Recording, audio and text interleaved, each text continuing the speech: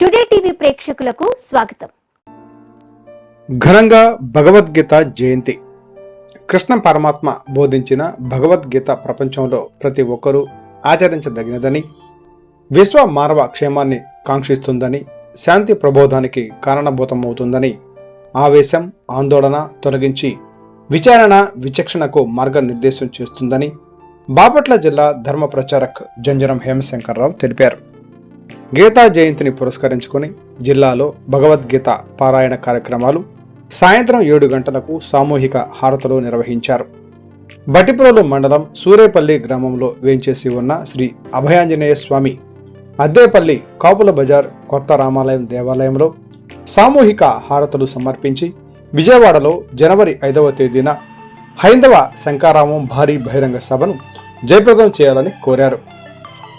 వారు మాట్లాడుతూ భగవద్గీత ప్రపంచ మానవాళికి మార్గదర్శి అని, భగవద్గీత పఠనం ద్వారా మన వ్యక్తిగత కుటుంబ సామాజిక పరిష్కారాలు లభిస్తాయని, విద్యార్థులు భగవద్గీత పఠనం చేయడం పట్ల జీవితంలో మంచి స్థాయిని పొందుతారని, ప్రపంచ మానవాళికి భగవద్గీత మార్గదర్శిగా ఉందని, ప్రపంచంలో అత్యుత్తమ ఆధ్యాత్మిక గ్రంథం భగవద్గీత అని తెలిపారు.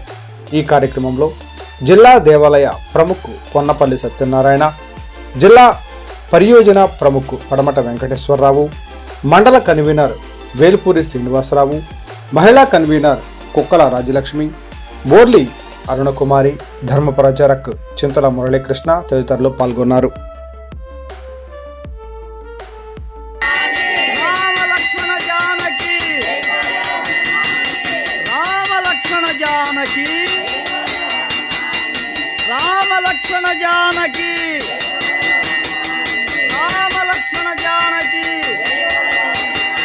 जय बोलो पवन सुत हनुमान की, जय बोलो पवन सुत हनुमान की, जय बोलो पवन सुत हनुमान की, जय बजरंगबली, जय बजरंगबली. पापी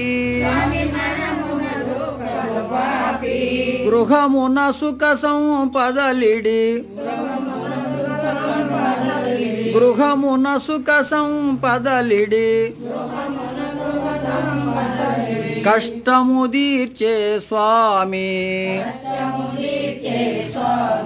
ఓం జయ జగదీశ హరే, ఓం జయ జగదీశ హరే, స్వామి జయ జగదీశ హరే. భక్తజనుల బాధలను, దాసజనుల బాధలను